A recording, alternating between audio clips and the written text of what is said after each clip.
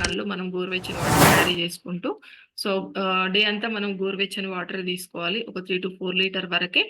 So అదే విధంగా చూసుకుంటే సో రెగ్యులర్ గా ఆవిరిలో పట్టుకోవాలి. సో ఎస్పెషల్లీ చూసుకుంటే మనకు మింట్ ఆయిల్, యూకలిప్టస్ ఆయిల్ ఇవి దొరుకుతాయి.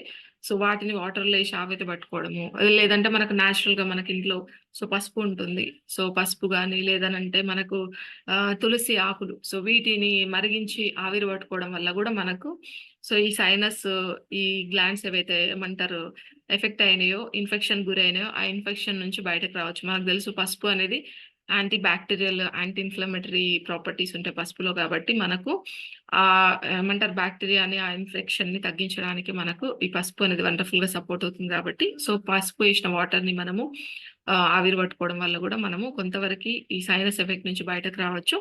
సో అదే విధంగా చూసుకుంటే డే అంతా ఎక్కువ తేనెను, హనీ